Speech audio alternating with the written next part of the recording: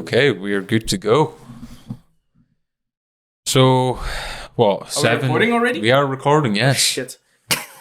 Well, there's the first swear of the day, but it's okay. That kind of went out the window like a long time ago. Like, I remember like thinking to myself, like, oh right, maybe I'll try and keep this like, you know, PG-13, because I was like, what if like work see it or something like that, and then somewhere in the middle of all that, we kind of forgot, and there's like 50 episodes of it now, so it's like, well, you know, we're here now, but we're here today to talk. We are the creators of a documentary now, officially. By the time that people see this, it will have been released, hopefully, because if they're not seeing it, it's not been released. There's been issues, and we've had to go through many hurdles to get this out, so we would like to avoid all that. But first of all, how are you both doing? It's good to see you both here. Good. It's been a minute since it's been the three of us again, because we finished filming in September, technically. That was the last time we did like an interview. You're right, yeah. It was in September. Because we did like some stuff here that, you know, clips of me in between and all that kind of stuff. But so it's been a 3-month process for the editing and exporting, and the upload version isn't even ready yet technically, but this is all ifs, buts and maybes. Yeah. Hopefully this is the target. The 17th of December you will be seeing this, and the 16th of December, the day before, you will have seen the film. Yes. Hopefully. This conversation otherwise, is in hello the past. 2023. Yeah. But you gotta hype it like WWE, like this September 17th. A documentary coming near you, Randy Orton. Only on pay-per-view. But no, I'm glad that we're here. We decided a few months ago that we were going to have a chat about the kind of process that kind of went into this, and how it's all came about, and what went into it, and stuff like that, and kind of reflect on it a little bit. We've literally just watched a version of the film just now. Finn, that was your first time seeing it. We actually watched it last night, not to be elitist or anything like that. So let's get your thoughts on it. What do you think of the film off the bat? And I'll, Finn has volunteered to talk first. It seems I have. Yes. Well, yeah, I suppose it's like fresh in my mind from like the first time seeing it today. Yeah, I think it's like it's come together really well. Like, documentaries aren't easy to do, and I think the subject matter is pretty well explored in it, and hopefully I think that people like learn a lot from it, like the stuff that we learned, well, I learned from people that we interviewed, like, that I had no idea about, so I've learned a lot during the process as well. So yeah, it was weird for me seeing it, because it was like you have like an idea in your mind of what you think it's going to look like when you first even like for you editing it and stuff like that, right? But like seeing it was quite surreal. It was like because I remember you were kind of looking at me like, it's okay, right? Like, you're not like shocked out of like, it's horrible, burn it all down. It's like, no, it's like, it's a weird feeling, like seeing it all put together and it like tell a story like you were saying. I'm very proud of it. That's one thing that definitely I'll say. And we've always said that we've had a fun time doing this, and I find it weird saying that, because the topic we're covering, it's not like oh, so much fun talking about all of the people not getting support in Moray for their needs and stuff like that. But I've learned a lot about the filmmaking process in this time, because usually obviously my forte has been this kind of format, whereas even like asking questions and stuff like that, I felt like maybe I could drag a little bit, and you've done a very good job, Mr. Saul, cutting that out and making me look like a bit more of a professional interviewer than what I may actually be. But it's been thoroughly enjoyable.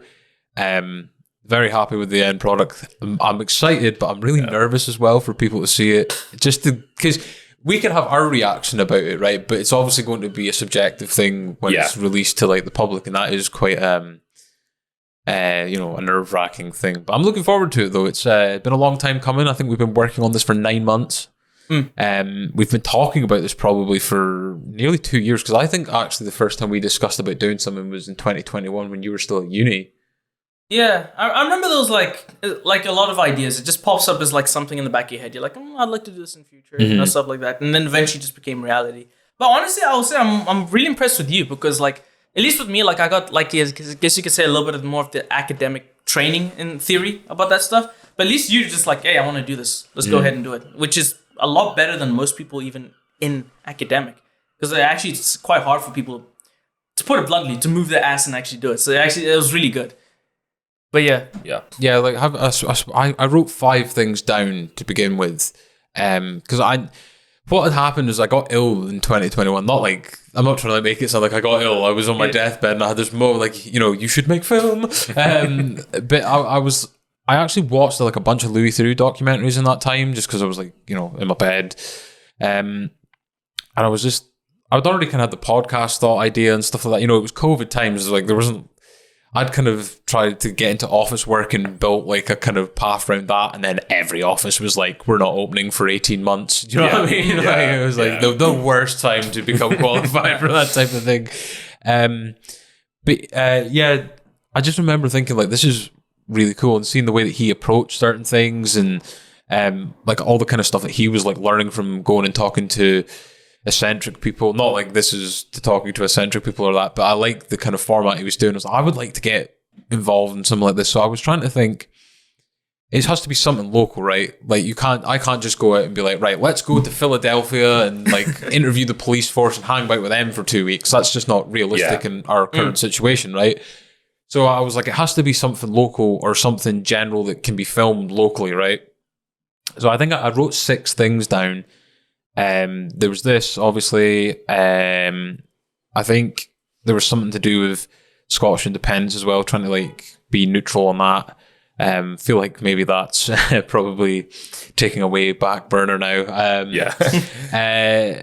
Stuff like, even like I was talking to you the other night about going forward, if we were ever to do something again, like the social media dating stuff. Because I've read like loads of studies about how people that are on like stuff like Tinder and all these types of apps like get really bad depression and stuff like that.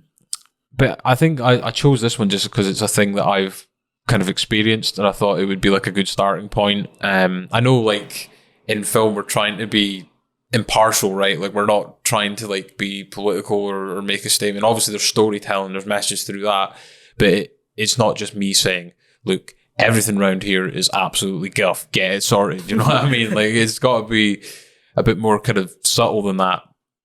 But that's when I got in touch with you, because I remember I'd seen you working or I'd volunteered or something like that. I was working, just as a nice side job, I was working with the Pines Development Center in Verness, right? I'm surprised you saw me. Oh, sorry. Yeah, should I repeat that again? Yeah, no, just pull it a bit closer to you. All right. No, but like, I'm surprised you saw me there, because I never saw you there. Like, no, I've seen it on social media, mate. Oh, okay. Yeah, because I know they put it up there, but that was something I did like as a side job when I was still in the uni. So yeah, that was interesting. I ended up learning. That's where I properly started learning about autism, because I had to film the seminars there, and pretty much it was just like them doing seminars for people in remote areas to like, help parents who had autistic children. Mm-hmm.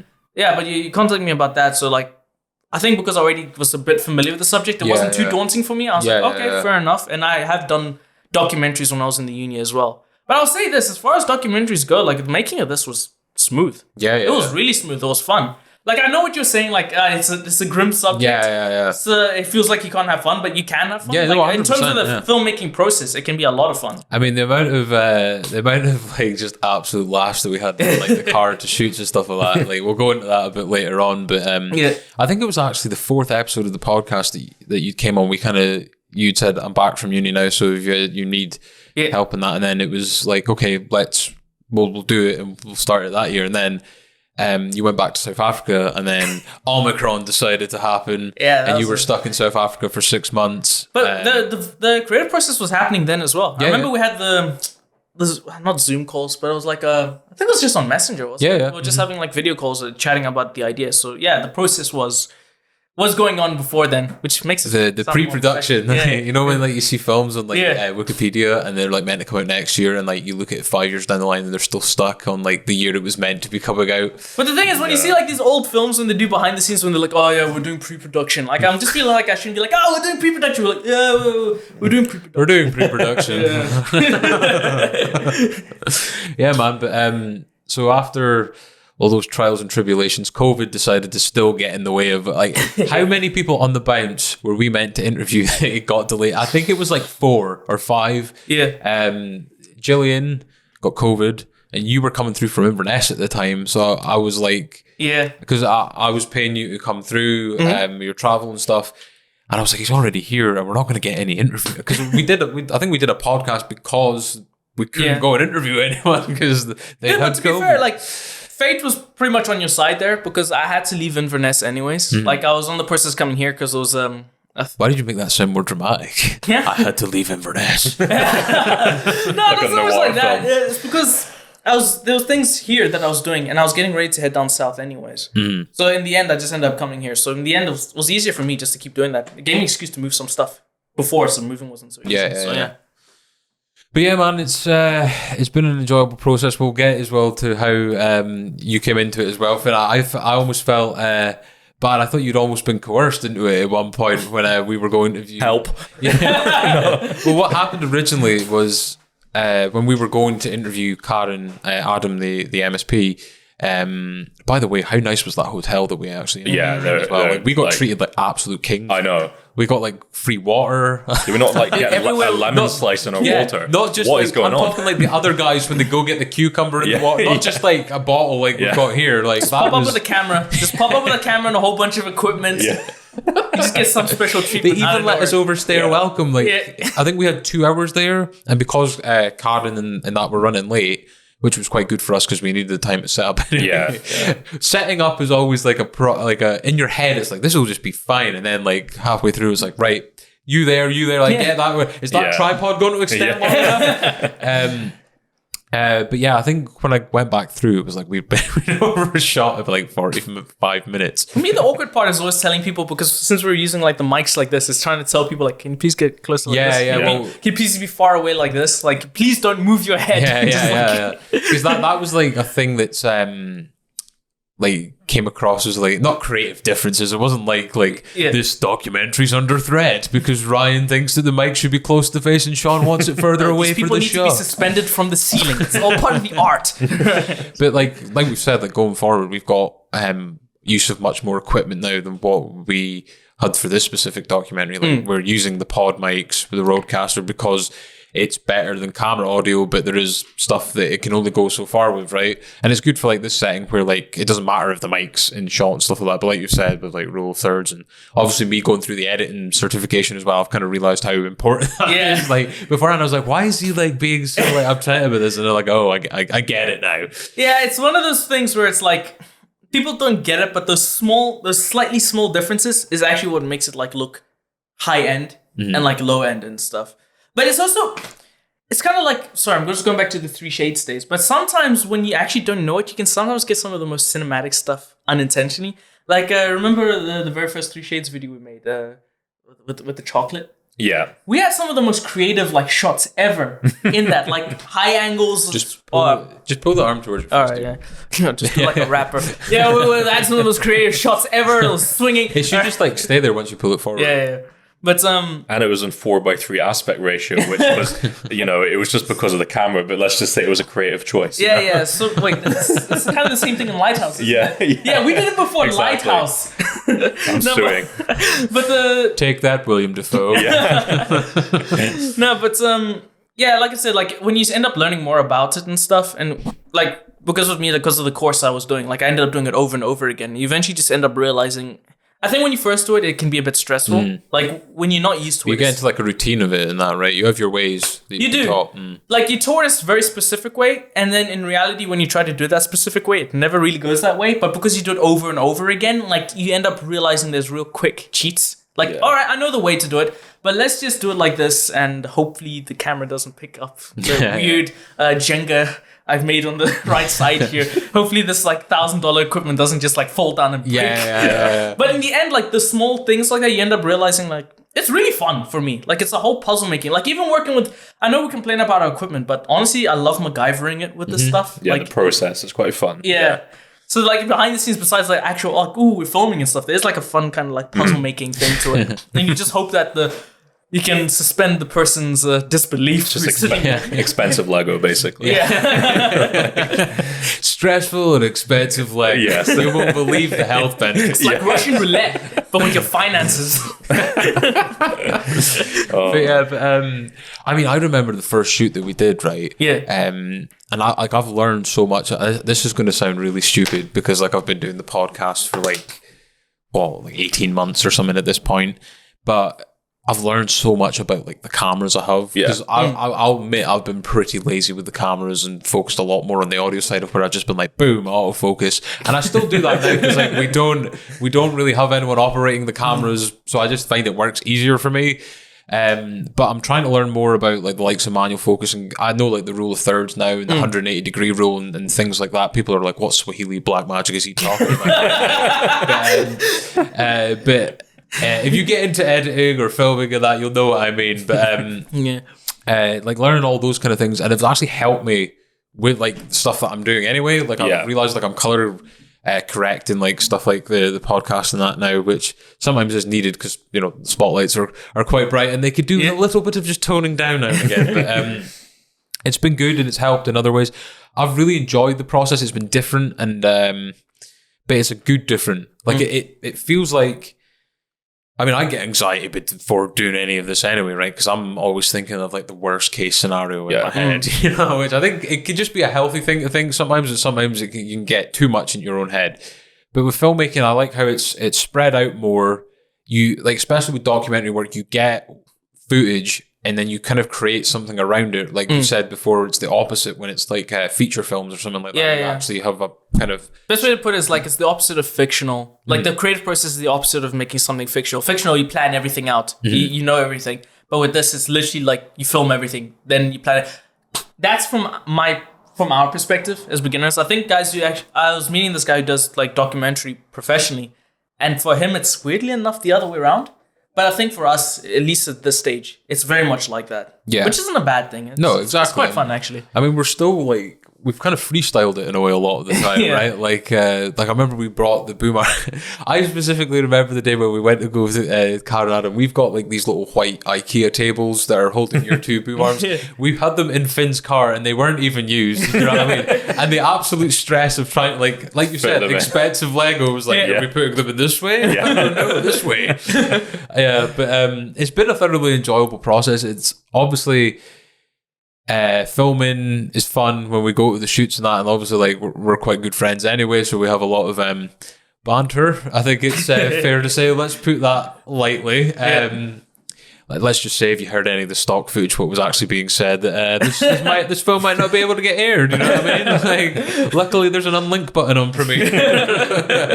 But so the first shoot that we did was with Gillian.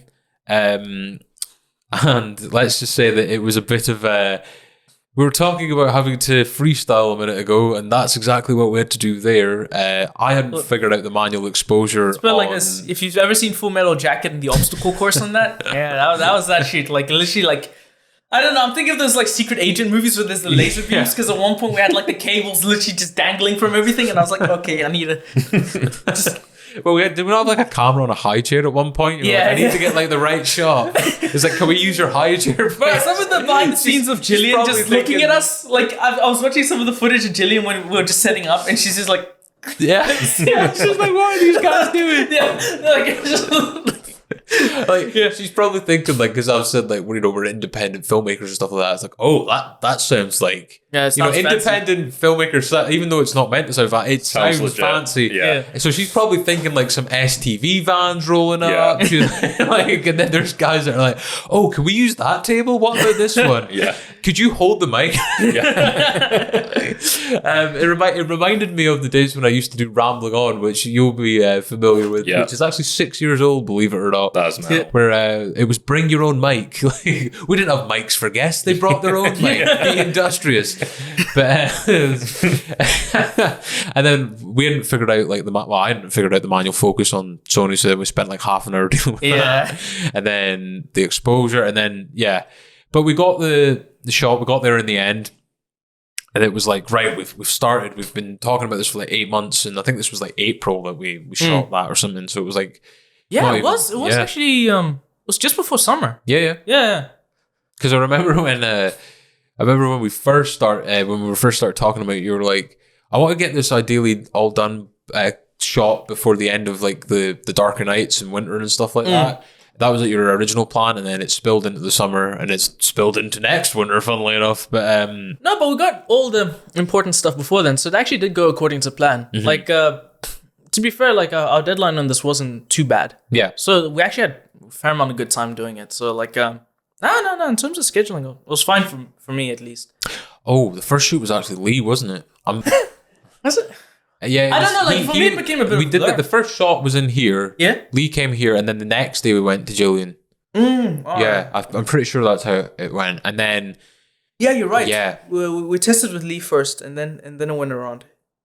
Yeah. yeah, That's the how version now, it. because they both had COVID, and then we put it back a week, and then we were like, right, Yeah. they literally one after the other. We can't let COVID get you again. You know, like, it was like even Karen and Adam got COVID as well, right? We were meant to go a week beforehand, and someone sent me a screenshot that followed her on Twitter, that said, "I've just tested positive for coronavirus," and I'm like, God damn it, COVID. Like, Yeah. you know, you've ruined the entire world and you're having to ruin this documentary. Yeah. Can you just leave this alone? You've already screwed the economy and like people's thoughts and everything like that. Yeah, the world's fine, but the doc, that's too far. Who cares if the world's on fire?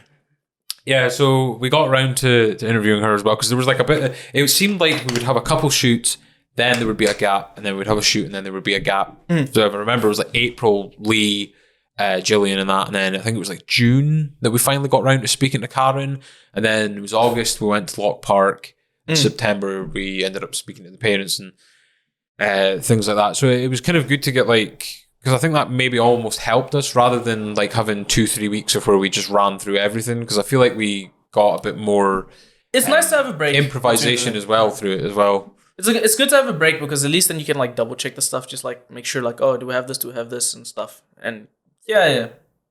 It's, you don't always have to like overrush it. If you have like the time, it's quite nice and relaxed, because filmmaking is fun, but it can be stressful. In my opinion, it's good stress. Like if you enjoy, you can enjoy something and be stressed at it, as strange as it sounds, but as long as you're not getting bad stress. So the good thing with that, it makes it more chill.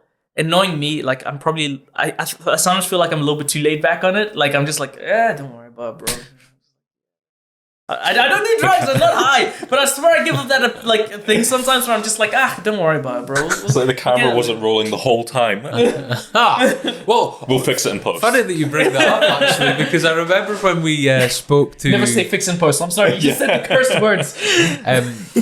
funnily enough, when we spoke to Andrea, one of the parents, I absolutely done goofed, and we had done the full I completely completely interview, and forgot I about that, hadn't yeah. hit the record button, and I only like noticed when I looked over to the right. We were like, right, that's great, thank you very much. And then I looked in, and like the button was green. I was like, oh, green doesn't mean record. And I was like, how am I going to break it to these guys? I'm just Yeah. like, so we're going to have to redo that again. And everyone was kind of like, what, why? And I'm like, I've not pressed the record button here. That was a blessing in disguise, though, because I remember my shots your shot was completely off. I disregarded the 180-degree rule there. If you're doing filmmaking, seriously, check out the 180-degree rule. 180-degree rule. Yeah.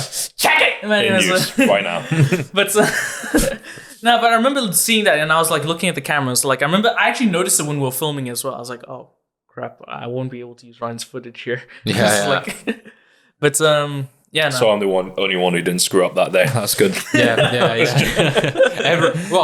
That was a disaster for me, right? Because I had trouble sleeping the night before. I don't know why, but I was getting anxiety because I knew that it was early in the morning when we were going, and I'm like, I'm gonna have to sleep. Like I can't do this on no sleep. Yeah. And then I went to sleep at about maybe like 3-4 in the morning. So what? Like that's like 5 hours sleep, which is not bad.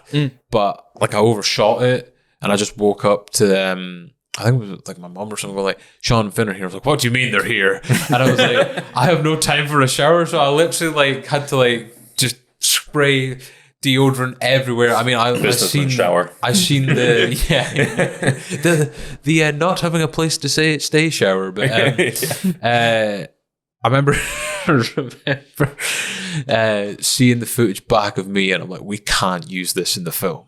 Like, please to God, if we cut anything out of me that day, and then things weren't going in my favor that day. That had happened. Then I forgot to press record, and then we were meant to interview Karen, the other parent, that day as well. And we had the address, but we must have went to like the wrong side or something, and I couldn't contact her because I've been conversing with her and like the interviewees through like the podcast Facebook page. Yeah. So I have to switch between messengers. So I tried to switch in your car between my personal Facebook and that, and it like stuck and locked me out of it. So I had no way of contacting her. So I kind of probably went to the wrong person's house, just went and waited. And then I rang the doorbell and I was like, I really hope this is the place. Like, I kind of feel like if like they just come out, I was like, why are you here? What are those other two guys your age doing in that car? Why have you got cameras? Why have you got stuff that looks like hydraulic legs? All these questions that would have been asked. It's like, we're actually making a documentary, funnily enough. We were wondering if this was the residence of Karen. So yeah, we had to like then retreat and do it via Zoom a couple of days later. But we got there in the end. But I think like some of the best parts are like the mess ups and stuff like that, because we can talk about it and look back at it and laugh now. Like, if I hadn't realized that we hadn't recorded and then like realized when we got back, that wouldn't be so funny. It wasn't it wasn't too far on. It was fixable. So, and I think it was good. Andrea kind of wanted to redo the interview anyway. Yeah. So, like everyone was a winner in the end, apart from battery life. But so but you're gonna find that with filmmaking quite a bit. Like, you can plan for it as much as you want, but in the end, it is. This sounds like a really dramatic way of describing it, but it's kind of like when Mike Tyson says, like, everybody has a plan until they get punched in the face. It's like that, not as dramatic as that, but you plan it as much as you can, and the reality is, like, when you get there, especially like with shot types, if you have it in your head, you're like, oh, I have this nice shot, but then you realize, oh, there's a wall here, and the camera only zooms in that much. So damn walls. Yeah, knock them down. But get me out of here. Finn, you came on board for the Karen Adams shoot, and I'd actually asked you for a lift up to there because you were meant to be going like visiting somewhere with your girlfriend. Yes. And then Sean wanted you there as the second cameraman, and I was like, I think he's already got something planned. And then the day that it happened, Sean comes out of my house and he's like, he's been conscripted. And I'm like, what have you done here?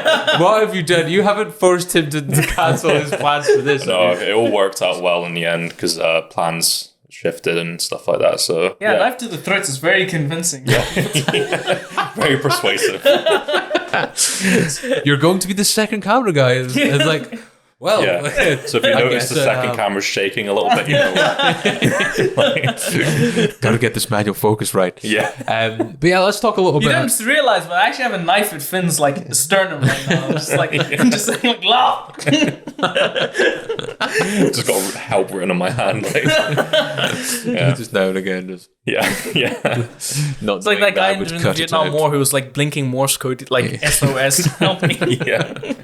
So let's talk a little bit about the film and what it's about. So it's about the lack of services for people on the autistic spectrum or neurodiverse spectrum in the local area. I kind of want to get your guys' thoughts on like the shoots that we did and that, like what we use kind of gathered from it, because I'm someone that kind of feels a bit strongly about this anyway and has a bit of an idea from personal experience and from hearing from a few people what it was like. So what did like you guys could have taken away from it? Do you think that it was quite powerful, that it needs more support and stuff like that? Obviously you do because you're part of the film, but I want to hear it in your words. No, everything's fine. Scrap the film. I'll just go first. So I would say, well, I mean, like I said, like I learned a lot, but it's probably a lot kind of worse than I thought. I guess, like even like hearing some of your questions and stuff, like I didn't realize some of the problems that like, you know, neurodiverse people face and stuff. Like it's something you see around, like even like in Lossy High, you know, it's something you see around you. There's a lot but you of don't really know the awareness details. raised about it now, right? Yeah, exactly. I don't think the problem is like acceptance or anything like that. I think it's quite widely accepted in society, and I think that's got a lot better. I think it's more from a corporate level and decisions and helping people fit into, I don't want to make this sound brutal, but fit into a world that's not really built for them, if that makes sense, because they process differently and think differently and stuff like that. Exactly. But I remember like when we went to Lock Park, we were just like kind of talking about like this, like I never, me that was quite a stern believer that we were going to find no services to do with this, going there and like, this is like genuinely impactful stuff. And all the people we spoke to there and stuff like that have been going for like, 10, 15 years. It was like maintained support. It was obviously to the betterment of their well-being and their life and their aspirations and whatever. And I remember we were all kind of looking at each other and was like, well, how many people actually know about this? Like if we hadn't interviewed Lee, we would have never known about Lock Park. We wouldn't have gone there. And even like the next week when I was like telling a family member about it, and then they had actually went and spoke to like a social worker that had came around that was dealing with someone that they're a parent of their situation. She was like, oh, what? And it's like even the people that are like meant to be helping find services like don't know about these places, and it does, like, the cynic in me thinks that is almost like a thing on purpose. Like if there's one thing like I've tended to find about the councils, they'll try and save money in subtle ways. Like we were potentially going to interview someone at the last minute that was talking about they make it harder for people to fill out things so that they're less likely to do it. And I think it's not as like obvious as like, well, we're just cutting all that and we don't care about it. It's a lot more subtle than what people think that this happens. It's always, COVID, or we've not got enough money, even though we build speed bumps everywhere at the drop of a hat when they're not needed and stuff like that. And people will think, or some people might view it and be like, well, this is, there's more important things. But if you look at like some of the stats to do with like people on the spectrum and that, like life expectancy being 25 years younger than the neurotypical person, 9 times more likely to commit suicide, like 60% under unemployed, the list goes on and on and on. Like these are issues that are affecting people's lives. You know what I mean? Like I know that sounds quite dramatized, but it's the reality of it, right? And I mean, for me, like the Lock Park thing actually made me feel quite good. It like actually gave me a bit of like hope that there is like genuine people out there that are like looking to, because not only are they providing a service, they're also like doing charity for other services, and they're recycling the charity and the it's a good environment. They're doing a good thing. Whereas I guess when I kind of first came into this, I thought it was going to be like doom and gloom and there's nothing. And I think there still is that kind of part of it, but it is very bare bones. Another point that I wanted to bring up is I want to explain of why. So a lot of what we've heard throughout this film is that Moray kind of gets mixed in with either Grampian or the Highlands. A lot of people don't tend to see it as an area. They tend to see it like the Highlands say, you're part of Aberdeen, and like Inverness, Aberdeen, like, no, you're part of Inverness. It's like, no, you take it. Yeah. But we were meant to, I'm not going to try and throw shade at these people here, by the way. This isn't like a dig or anything. So we were meant to speak to the CEO of Grampian Autistic Society as part of the film. And they had like opened a play screen through here. They've started services through here. They're hoping to expand that to the like adolescent population and further up, which I think is a good thing, right? And I don't want to say that we got stood up, but he didn't make the interview via Zoom. And then they said that they'd get back in touch, and we never heard back, right? Now, I don't think that's them purposely chinning us off or anything like that. But I think it shows that a service that is based in Aberdeen, trying to cover an area that's, 65 miles away, that's spreading it too thin. Yeah. Like, they've obviously got stuff, like Aberdeen's a massive city as well as Aberdeenshire, and you've got like all the people that are needing support through there and stuff like that to try and then expand it to, let's take the current workforce we have and expand it into another area. It just doesn't seem to work. And it's weird how like they seem to outsource a lot of these support systems, right? Like we've talked to Karen Mackay's son going to a specialist school and stuff like that. It's strange. It's a weird why they would rather outsource the support for certain situations and try and build stuff in the area to help it as a collective. Yeah. Me, like, yeah, you're right. This documentary is quite interesting. Like, for me, like, even though I guess you could say I had a better understanding of what autism is after doing that work in Inverness. But how can I put it? I guess you could say, like, as somebody who came from a background who didn't really know what autism was originally, it was always that thing I just heard about, you know? It was like, oh, that person's autistic. And it's kind of that weird thing where it's like, you should treat them normal. Yeah. But at the same time, it's like, yeah, it's complicated. Like a lot of things in real life, it's complicated. Yes, they should be treated normal, but at the same time, they do need certain help.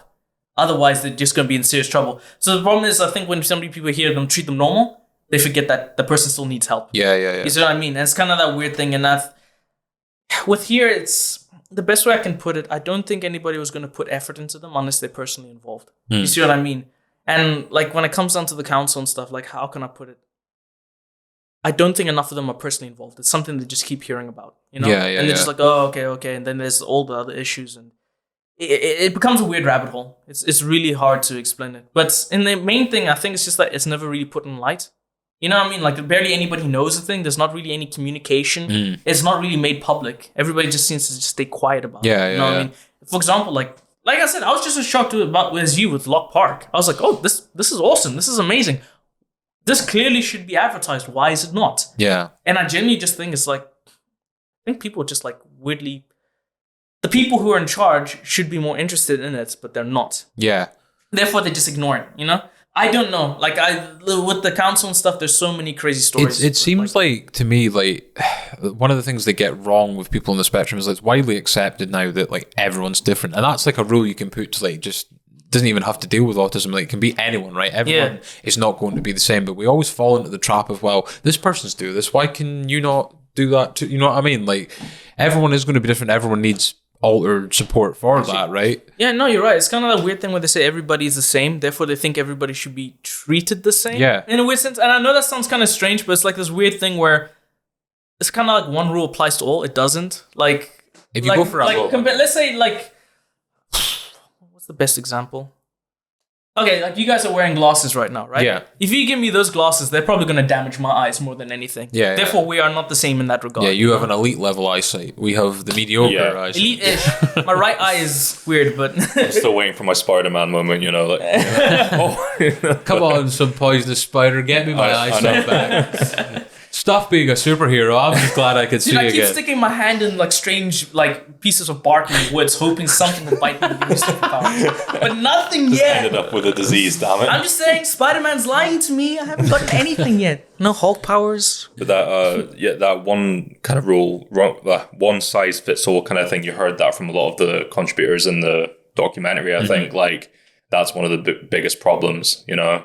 It's a blanket approach. Right? Exactly. Actually, it comes down to like when they're thinking about like one person on the end of the spectrum and treating them the exact same as the other person on the end of the spectrum, and then they get surprised that somebody's like almost killing themselves. Yeah. You know, it's like. And one thing, like Karen Adam, when I had a chat with her before we actually interviewed her, so I spoke to her over Zoom, and one thing that I hadn't even thought about, because I think it just goes deeper than me just saying, oh, it's one, like, there's things that I'm not even thinking about with this. Like, she was like, we don't even ask the people that might be able to mask this and cope in mainstream society, but are inside, like, you know, dragging themselves down and like mental health and stuff like that, but they can, on the outside, it looks like they're fine, right? We don't even talk about those people. We're only focusing on like people that are, I don't know what the word would be, but like visibly struggling. Like, very obvious, And that, you know, that got me thinking as well. And there's so many branches that this is going to go off to. And I think cut in there? Yeah, go for it, man. I was going to say,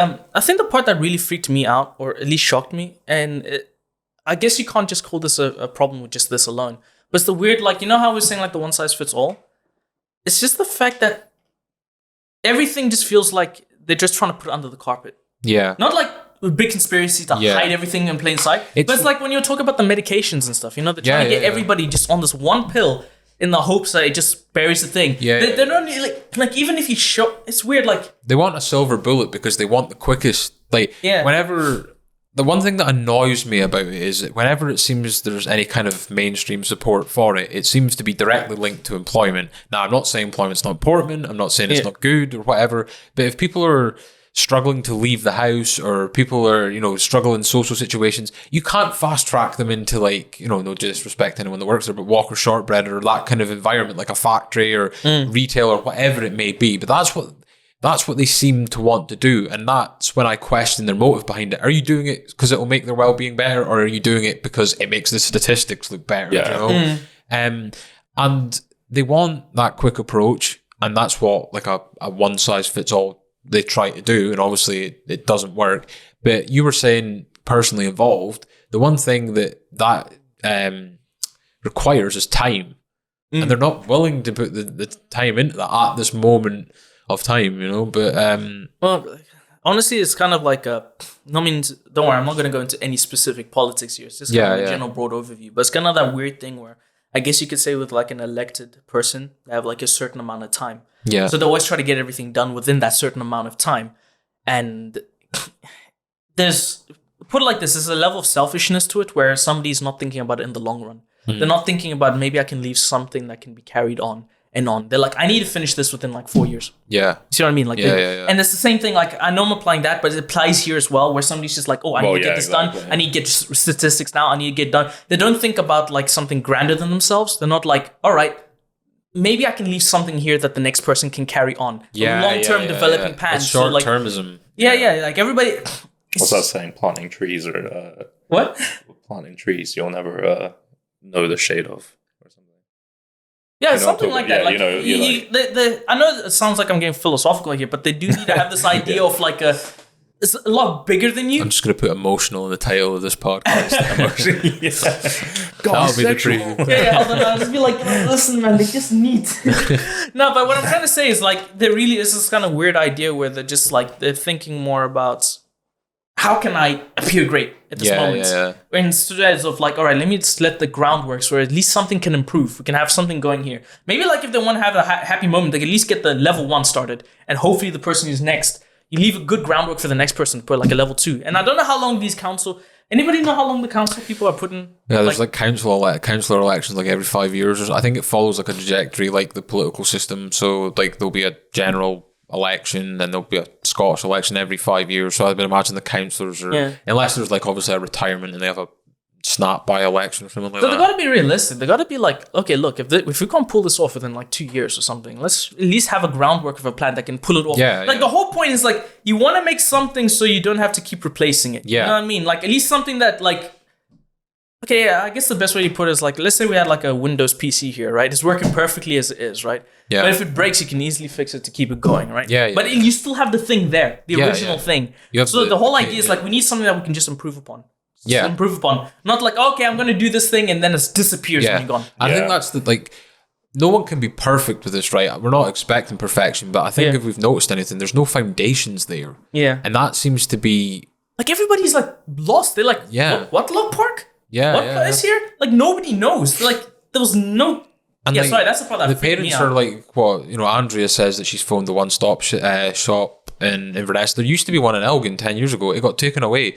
I went into this thinking, where are these National Autistic Society, Scottish Autism, these major charities that don't seem to be in the area but are like everywhere else? And then I did some reading when I was looking for the news articles for stock footage that we never ended up using. And Murray Council fell out with those charities, and that's why they left. Do you know what I mean? Like, apparently so, I didn't see that part. I remember looking at the articles, and I just remember saying, like, the reason I didn't include them is because, like, it just weirdly contradicted what we were coming across. Plus, fair use could have been, Yeah. Well, I mean... Don't want to tackle that. Yeah, fair enough. But like that was the part that really confused me because I was busy looking there. I was like, okay, wait a second. We're doing this documentary. We're coming across all these people who are saying there's no help here. But we're coming across all these articles that are saying there is help here. But they're not here because we actually met the people themselves. And then it's just, like I said, it's all that under the rug kind of stuff. Exactly. Like it just disappears. Half the schools around here have autism accreditations, but yet the people we're speaking to, their kids are struggling at school. The amount of people that like reached out to the podcast page to like make complaints and stuff like that, just that weren't willing to like be interviewed for camera, and understandable. It's not everyone's cup of tea and whatnot. But like there was people that said that they work for the council. Do you know what I mean? So even the people in there know what like it's ridiculous. Like and it kind of blew my mind in a way that like I knew that a lot of people were on about this. That's why I kind of started it, because I used to think that for me going through this situation, and one of the things that's frustrating to me is a lot of the issues that I found that I faced 10 years ago are the same issues that these people are facing now, if not worse. Like, if I would have loved to have found a bit more out about my condition when I was younger, because I initially rejected it and it was like, oh, it's just a label and stuff like that. Like being a teenager and that. But, you know, even then, I'm thinking there was nothing offered to me then, but there clearly was stuff out there. But they weren't putting people in touch with these people. So there must have obviously been some kind of tension there anyway. They weren't doing their job and getting these services to people. Yeah, like this might be like a stab in the dark as well, but like, and this is going to be a weird comparison. Yeah. But hear me out. But say like you phone up a call center to sort out your broadband. As I said, this is far-fetched. But, it's just like you keep getting kind of like shifted around different people to fix the problem. But everyone says it's not me that needs to fix it. It's this guy. And then this guy's like, I don't know why they told you that. It's that guy. But no one actually, I feel like it might be a similar situation, you know, like, is there a designated person to sort this specific issue? That's pretty much what happened. It's just like, no, it's like this guy, you know? Like, if I remember right, that's kind of what happened to Karen in the interview. They took her kid, to some of the people here, and they just kept saying, oh, come here, get him. Yeah, come here, get him. No, sorry, this isn't us. Come get your kid. But it's too, like, these are meant to be like, what, the people that are working with, like, they're like, oh, he's acting up. And it's like, well, are you not meant to be prepared for that? You're not meant to have, like, contingency plans? Like, it kind of blows your mind, really, when you hear this, like, type of stuff. And when she's obviously getting support by him having to travel, what I said, 180-mile round journey. I think it's like 125 mile. It's close enough. It's in the ballpark. But that blows my mind. Why can't we not then have like a specialist school here? Why is that not possible? Or why can we not have a specialist unit in a certain school or whatever it may be? With all of us saying this right now, I'm realizing that it's one of those weird things where it's like everybody knows the answer, but the effort to actually put it in will be hard. Yeah. And I think when people actually get hit by that real life, like imagine we talk about a treehouse, right? Yeah. We're like, oh, you know, that'd be pretty cool to have a treehouse. We kind of all have a good idea of how to do it. Yeah. And then let's say, all right, let's do it tomorrow. Then you get hit with like, that weird, whoa. What the heck? The brakes. It's like subconsciously, you just feel that exhaustion. And I actually think that's what happens a lot of the time when people like this are like, and they're like, not my problem. Where am I going to get this stuff? Yeah. You know? But it's like, shucks. Yeah, sorry, I'll come back to it. Yeah, but it's crazy because like we said, like people are, you know, Andrea mentions her son. Yeah, sorry, I remember what I was going to say. There was a deeper level to this issue though. You know, like everybody getting passed on along. Yeah. So remember like how Lee was talking about how, was it like 5 years ago, I think he said? Like those, the weird witch hunts, I guess you could say. Yeah, and care, yeah. So the thing is, okay, like my mom, she does a bit of care work sometimes as well. And there really is like the care workers get their hard end. They really do. Like they really do. And as it depends on the company and stuff you're talking about. But like there is really like they don't get that much care for themselves in a weird sense. You know what I mean? Like the system there is also like flawed. Therefore, like you put it like this, you have an unmotivated workforce also doing this. Yeah. For example, my mom, she helps look after this autistic kid. I'm not going to say the name because I don't know if that. But it was quite interesting. The reason my mom is the one looking after it is because they brought in like 6 or 7 other carers. They just bolted. Yeah. Like my mom's the only one who can like handle this kid. But that's just because my mom really loves children and stuff. And I'm not flexing. I got cool mom. But she's able to like handle this kid fairly well, or at least for the kid at the age. But it's just that weird thing where it's like you have characters like Lee, for example, who was, if I'm correct, he was quite passionate about the caring. He enjoyed it and stuff. But the industry on that end is so screwed over. Yeah, well, he had to leave. I remember he told me he worked a 200-hour month, and I think he made £1,200. I know. You know, that's crazy. And the crazy thing is with care work, because to be frankly honest, becoming a carer is a lot easier to get into that. Yeah. But to stay in it, you really need motivated people. And it's really hard to keep motivated people there when, you know, like, I mean, except for the people at Lock Park, they're doing well. But realistically speaking, that's funded all through them, right? Like, what's impressive about that is there's no corporate feel there. Like James and, can't remember his wife's name at the moment, but they are the owners. But they're out doing these activities with the people they're supporting. They're not just sat in an office going, right, you deal with them, we'll deal with, you know, they're doing, and like you said, that they're personally involved. They're like have a vested interest in this. James has had Yeah, the people, you saw even the care workers there, they were like, hey, we're actually having a good time here. Yeah. Imagine it's kind of like us doing the film, and imagine we're having an absolute miserable time. Imagine like I went like full Stanley Kubrick and I was holding like a shotgun to your head. Not that I hate him, he's a cool movie and stuff, but I mean, there's like a level when you get like freaked out, and you stop enjoying it. But like when you see an environment like Lock Park where there generally was like, at least from what we saw, people looked like they were smiling, they were doing their thing, they were getting along well, the care workers were doing their thing. But when you have like an environment where it's just people who are just miserable and they just want to get the hell out of there, like you just want to finish your shift. I can relate to this from doing like, dude, we used to like Walker's Factory, Yeah. Like you really are just like, want to get the heck out of here, Yeah. So I think what Lee was saying was actually very important. There's like this whole sudbutt thing, but that's like a whole other issue. Like as much as I want to relate the two to them, the way entire because a lot of these care companies are private, if I'm correct. Yeah. Like as much as like we'd like to connect them to the NHS and stuff, but a lot of them are private. It's actually shocking that NHS doesn't even have the NHS mental health services are pretty non-existent as well, right? Like we heard that from Andrew. That's what shocked me. I just felt like that should just be there. Yeah. Like should be no question. That should just be there. Because I knew a guy in my campus who used to do that stuff, but he had to leave. And this is to do with more of the NHS bullying thing, which is going crazy there. Because eventually he left because of that. It was just like it wasn't fair. Like it was a terrible bully care. That's a whole other subject, I know. Yeah. But it just looks like even that system's getting abused to daylight. That's almost non-existent. I think it's just the result of certain people trying to privatize the health service, right? That it's becoming more and more less accessible for certain people, but I'm not going to name any names, but it rhymes with Corey. They've been known to wear blue ties. I'm not gonna tell you where he lives, but if I happen to leave the longitude and latitude on screen, that's all up for your interpretation. One looks like an unmade bed with a head injury, they say. But yeah, like it's just there's part of me that like I know there's genuine people out there. Like I used to Lee used to support me and stuff like that, so that's how I met him. And there's been other great people in my life that have helped, I don't want to say turn things around, but get me in a better place than maybe what I was as like a teenager and maybe going through some struggles myself.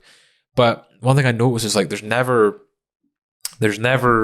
there long term because of these issues that they feel like they have to move and get another job and stuff like that. And I'm like, I was actively trying to seek out this help. What about someone that doesn't know where to start and all, like they just, when I was working in the third sector, I would go to a lot of these employment meetings and stuff like that because I thought it was important to talk to like other services and stuff like that.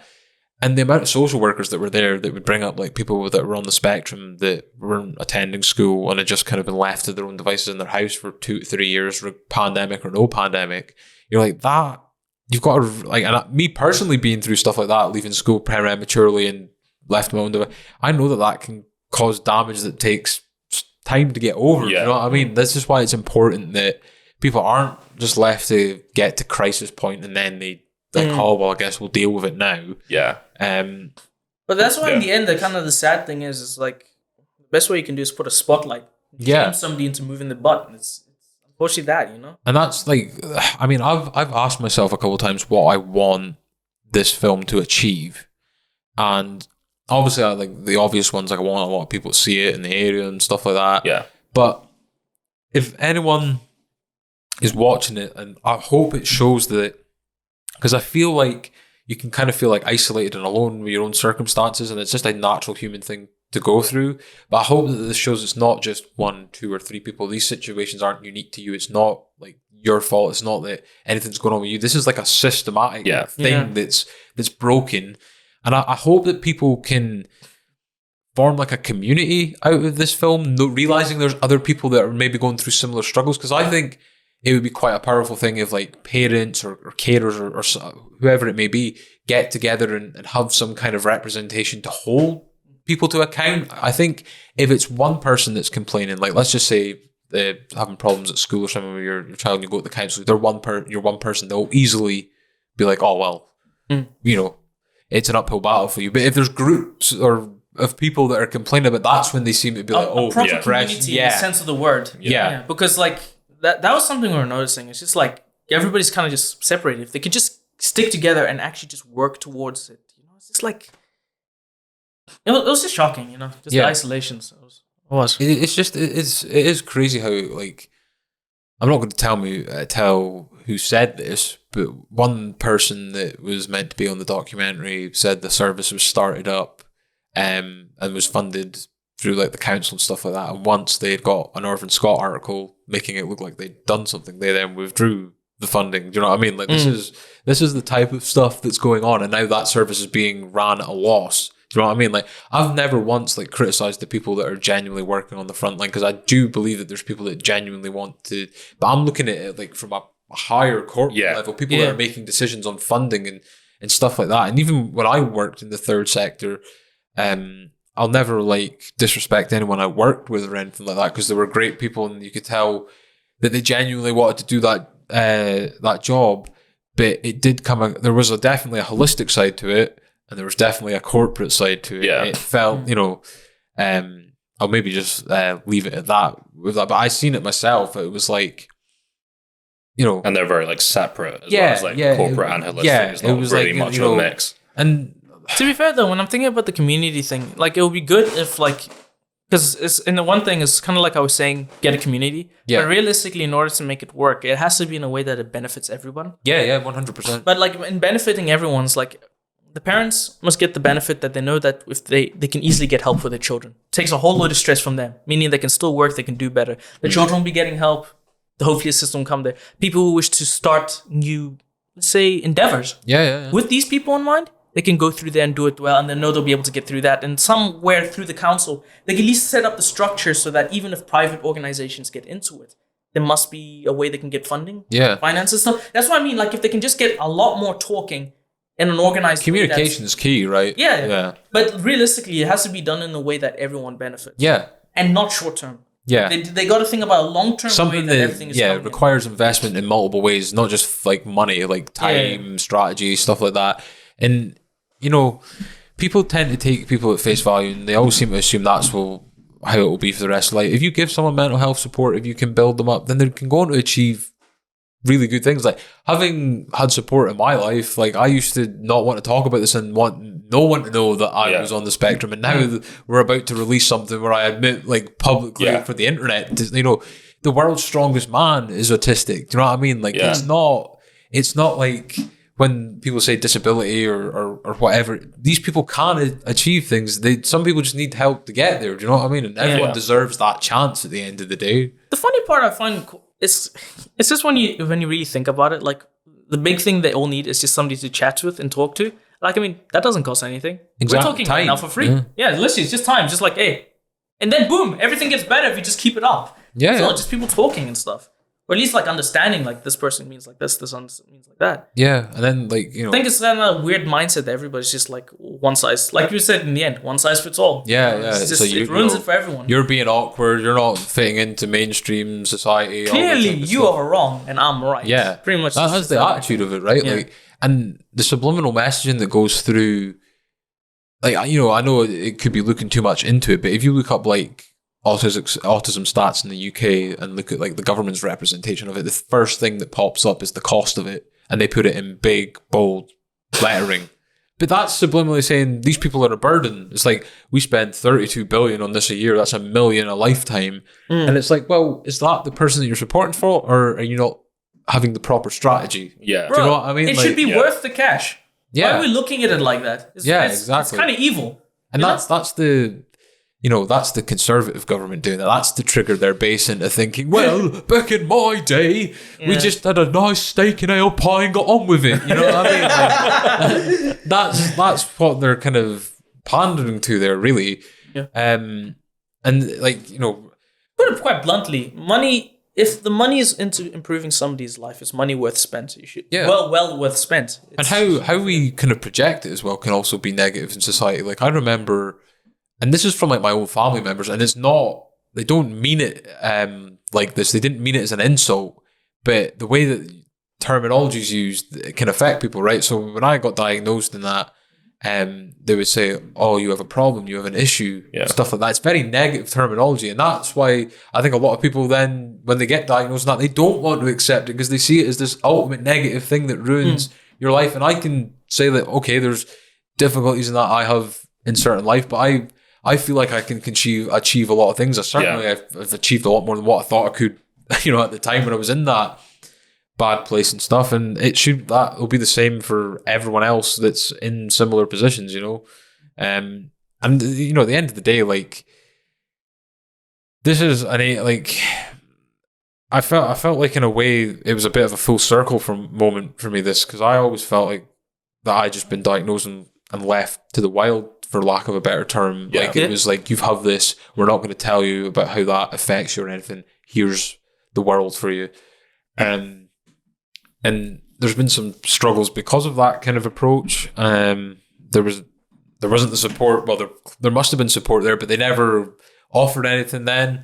And now it just seems like that's the same thing they're going with, but there's not as much support they could have offered now anyway compared to back then. And it just feels like it's going so backwards. And if we're even taking the people that are on the spectrum out of the Evolve, look at what it's doing to families, to parents, to carers, like the stress that they must have to go through, like seeing people struggle like that, being proactive. Well, I say easy as, but not easy. Yeah. But it's about being proactive with it, right? Like, it just doesn't seem like there's any kind of, it just seems like it's being completely ignored, right? It just seems like it's like, the world, the way that they're looking at it is like the world's on fire, but we're okay, so it's fine. You know what I mean? Like, I suppose that's kind of how we seem to be being pushed in like an individualistic kind of world that we live in. Like, as long as you're doing okay, screw everyone else around you and whatnot, but hey, it's about having the most comfy life. Yeah. In the end, like, the more comfortable you are, the more fine you are. Why should I care about the other thing? It's the way it works. So what did you find the most interesting shoot and the most enjoyable one? For me, it probably was Lock Park.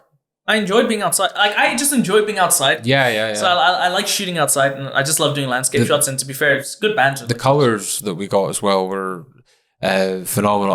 I'm getting round to like when we finished filming and we started reviewing the footage, because it's fair to say we got a bit silly when we started reviewing the footage. We were coming up with different edits for. Yeah. Just saying, I realized I have an alter ego. His name is Hans. Yeah, and he owns a club in East Berlin. Yeah, let's not get cancelled. Not well. Yeah, don't worry, I won't go too far into it. Hans's opinions can stay private. That's, if you want to know, come to his club. But like, I remember as well with some of the Lock Park ones, like some of the. Do you remember there was a dog going around the interview space? So you were like trying to navigate the dog away from it. I reckon it probably stepped on one of the wires, which ironically caused the sound that we have in the segment. Man's best friend, my butt. All right. But I remember we were looking for the clips for you to take and that through the Lock Park interviews. And there's a bit where you pass by the shot to deal with the dog, and he starts going, he's like, "Why is Finn in the shot?" And I'm like, and we were, because we don't see the dog, right? We just see you walking back and forth. And it's like, what is he doing? I'm not gonna lie, it is funny. Like, I know I'll be like, "Finn, get out the shot," but like, if you just see, like, if you actually see the footage, it's like, it's like you're on a skateboard. It's like, yeah, it is just the way I was like, what? And it was like, oh no, it must have been the dog. And it was like, the next time I see him, I'm gonna be like, "Finn, you imbecile." Yeah, but getting like some of the footage that we got from Lock Park was like proper like breathtaking. Like, even seeing just like the small snippets of it, because we got like, I would say we probably got about 30 different clips from that place alone, which was good because we never really got that on many of the locations, because it was usually in someone's house or it was in the bubble, which was the Banff Springs Hotel little room that we did that one in. And then Zoom, I think, even though Zoom was like a last resort because I'd messed up that day, it added something to it, didn't it? And the thing is, like, because like it's so common these days, like VidCam, people can just tell. Just like, yeah. It adds to the aesthetic, so everybody's just like, okay, I understand this is a vid call, It's just normal. Plus, it changes up my constant weird habit for having rule of thirds on the left side. So, like, so for me, that's actually a weird habit I'm trying to get. If ideally in future going forward, I'd like to get, it's kind of like how when we filmed you with your bits, I'd like to get those center shots. I actually think if you're telling somebody directly, it's more personal when it's like that.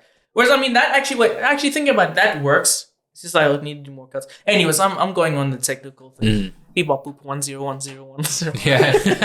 Take that out of context, clip that. Welcome to the next podcast. Beep, bop, boop. The Director 4.1 is having errors. Beep, bop, boop, 01010105550. AI gives groundbreaking speech. We had to turn them off and on again, unfortunately. But Have you tried turning them on and off again? but I remember it was because we got, like, first of all, the hospitality we got at Lock Park was really good as well. We left with like an absolute mahoosive bag of crisps that we had to like share between like. I've still got some of them. And they gave That's why you become a filmmaker. You get free food. They gave us eggs as well. Oh yeah, I remember that. They're good eggs. Yeah, you took them. You were like, the eggs are mine. Need that protein. Because like we were like having to go and almost summon people because they had everyone in the main kind of hall area and we were next to like the saw. Yeah. That sounds a bit out of context. We weren't literally next to a saw, but there was a bit where they sawed wood with machinery, and we were next to that in an outside area. But then every time we'd finished interviewing someone, we had to go get the next one. It was like we were like on some kind of investigation. Yeah. You know? It was like, who's next? You know? But that was a really cool place, man. Like, it was really cool to see like some of the work that was going on there, the longevity people had, the atmosphere of it was very good. Didn't seem like anyone wasn't happy to be there. No. So many thanks to James and that for letting us come and film that day. And what about yourself and favourite shoot? I would say like visually, I quite like the hotel. As like a backdrop, that was like such a nice room. And it almost like felt perfectly set up for like what we were gonna do. Yeah, you know, like it was absolutely roasting in there. Though. Oh like, yeah, that was like that's the thing when he's got like perfect room. I was like the heat. Yeah. Remembering the heat. If you don't mind like the sweat dripping into your eyes, it's good. Hey, that's the camera. You know, like when they try and get people sweaty. Exactly. Yeah. And we can say this like this was unintentional, right? But we got a multi-pack of water for like Karen and her comms person that were there. And they had a little interval before we did, because we did it in 2 parts, then with the interview. And then we offered them a bottle of water when they came back in, but I like only realised this afterwards because like Karen's part of the Scottish National Party, right? So you know which way that they side with on the union and stuff like that. And I looked at the water after because we had a few bottles left, and there was a massive Union Jack. And I was like, I hope they don't think we meant that intentionally. I can't help that the shop sold that flag on it. You know what I mean? Does that water taste good? Does it? British water. But yeah, kind of makes me think of unions, doesn't it?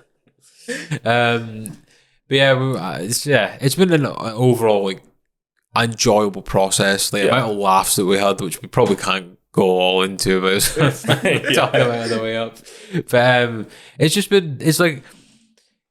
weird the sense of how social filmmaking actually is as well, with the people that you're making film with.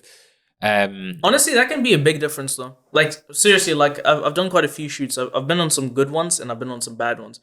The best ones are the ones where people are just getting along. They're fine, they're happy. And if you respect the fact that everybody knows the knowledge, you know, everybody knows what they're doing and stuff. And even if they're not used to something, just guide them gently, you know? Put it like this. Would you rather have somebody speak nice to you, or would you rather have someone shout at you? I think the answer is pretty obvious. Yeah. You know? Shouting, of course. I love the pain.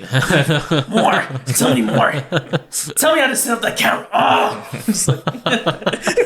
Again, take that out of context, please. This will be getting put as not made for kids on YouTube. No, but like I said, it was great fun. Like for me, as far as I've gone doing shoots, it was pretty chill. Yeah, like, I was relaxed. I was like, you said is this the longest thing that you've made as a filmmaker? I'm pretty sure it is. That's my own. Huh? Mashu was 15 though. That was half the time. Yeah. No, actually, was it half the time? Getting there. It was getting there. So yeah, ironically, one of the first few things we ever filmed was one of the longest.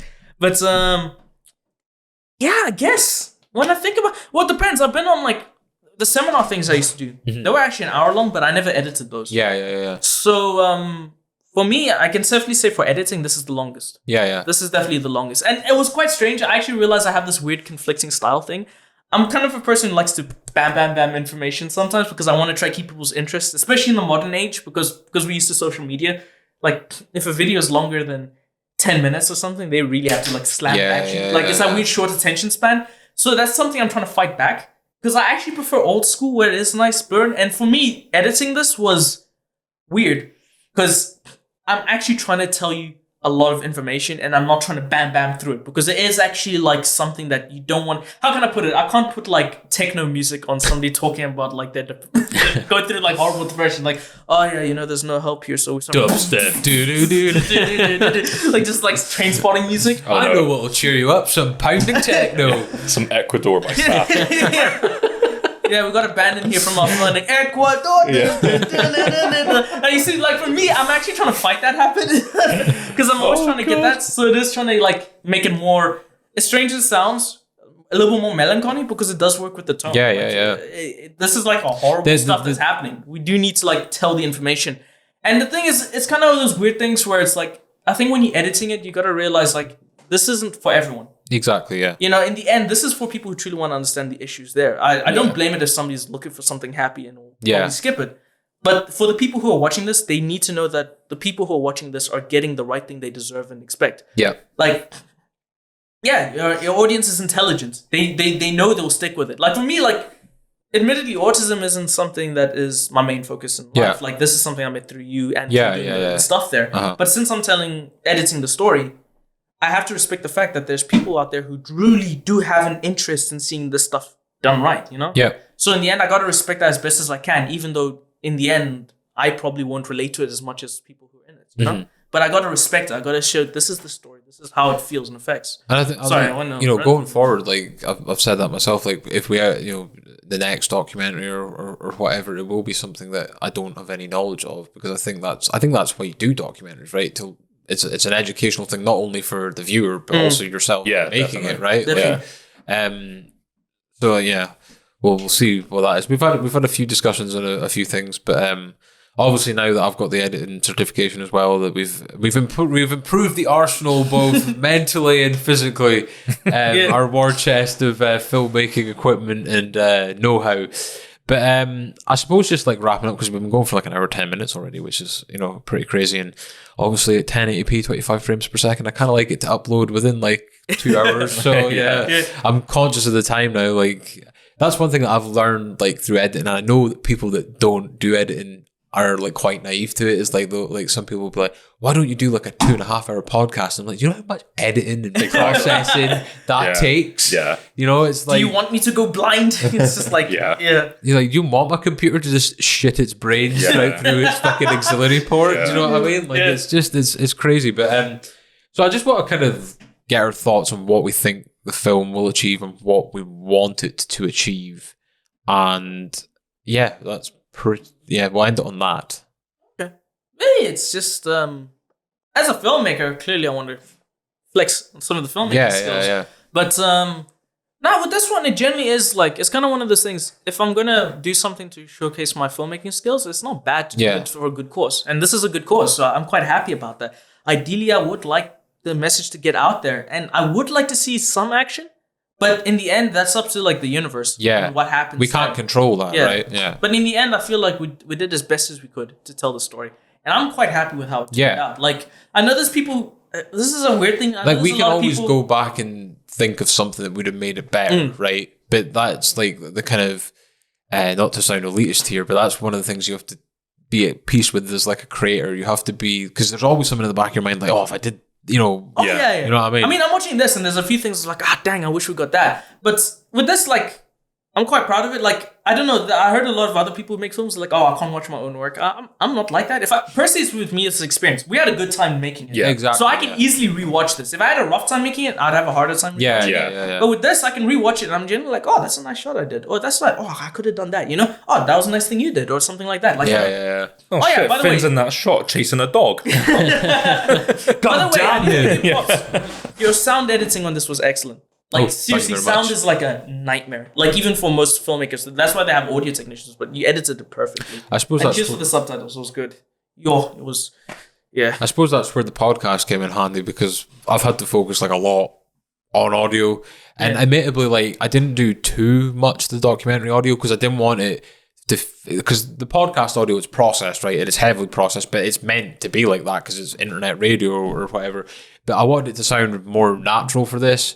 So a lot of the things that like DS or so like a sibilance like the harshness of that. Yeah. I left more alone because I was like, if I compress that, it's going to sound more processed and unnatural. Yeah. But I did the bare minimum, low pass, high pass filter, Because honestly, compression, stuff like that. you doing the sound, it just made editing a lot easier on my end. Yeah. Like I know in the end I still had to cut small bits, but that's easy. Just cutting it stuff. I'm looking forward to getting like half my laptop hard drive back. Because I've got every file that we've done up to this day. I've got the folder for the audio. I've got all the...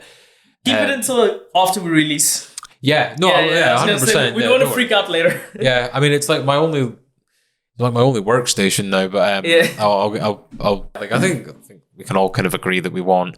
I think some people that maybe don't have much as invested interest will see it and maybe learn some things from it as well. Like you said, there is people that are just going to be like, oh, depressing. I only live my life through toxic positivity. If I'm not watching 3 Roman Atwood vlogs a day, then I'm not happy. Like, No, but the thing is, like, in the end, it's for the audience that it's for. Yeah. In the end, they're the audience you should be going to. And I think we talked about this in the old podcast. I'm very strongly about respect. I don't want to say fans because this is documentary. Yeah. But there's people with this interest, and you got to respect their intelligence. Niche audience. Their niche audience. Everything has a niche audience, but in the Yeah. end, the niche audience is the successful audience. Yeah. If you're making something for Exactly. it. Yeah.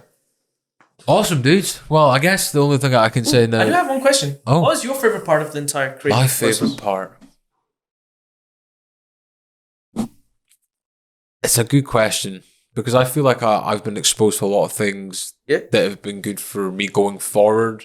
And you're saying that you're going to be a student again next year. I'm hoping to get into film next year as well, somewhere as well. And it just kind of convinced me that I want to follow stuff like editing.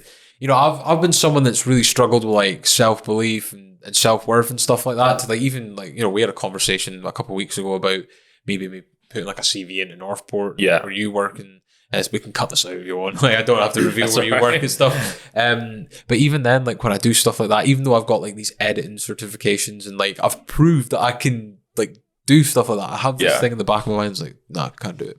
You're not good enough. Stuff like that. Do you know what I mean? And I'm still trying to combat that in various ways and whatnot. And I do think when I see stuff like this, I say to myself, like, obviously we've worked as a team on this. Like, I'm not just trying to say this is my documentary and these guys just help. Like, I wouldn't have been able to do this without you two. Do you know what I mean? So that's why I said thanks a bunch of time over Messenger. I'll say it in person just now. Yeah, no worries. I'm glad to be a part of it. Then, but yeah, it's given me like confidence as well as like this is what I want to do going forward, because there has been points in this year where like obviously trying to run the podcast alongside it and maybe getting sidetracked with a few things that I'm like, maybe I should just pack this in and stuff like that. But you get to the other side and you realize what you truly want to do and care about. And I actually have I would say that I'm healthily obsessed with this type of stuff now, right? Like I used to see people in school and they would be like, oh, I solved a math problem at 3 a.m. I would never get it. I would never get why they did that. But like people,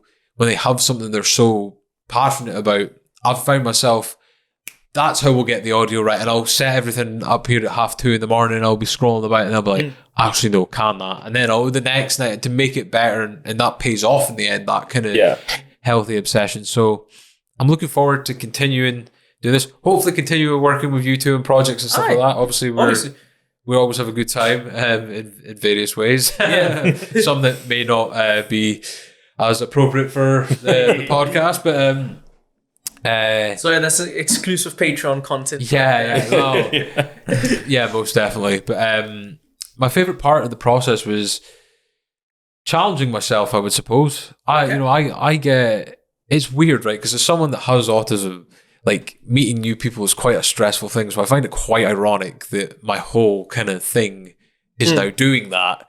And I always think to myself before doing these things, like, why do I put myself in these positions? Like, why am I giving myself stress by having to do like an interview or something like that? Like, and it never like, you never get a tolerance level to it either. It's the same amount of anxiety every single time. Don't worry, you will get used to it. Like even with me, like I remember when I used to do some of this stuff, at first I was just like, okay, how do I speak to these beings?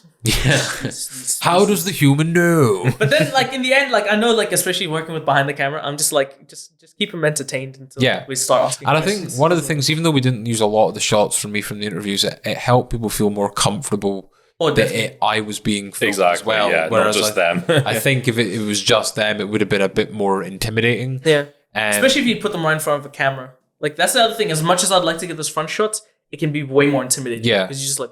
And I suppose that would have been like a detriment if I'd put the mic like we have in front of us just now, like, you know, make sure you speak into it and stuff like that, you know.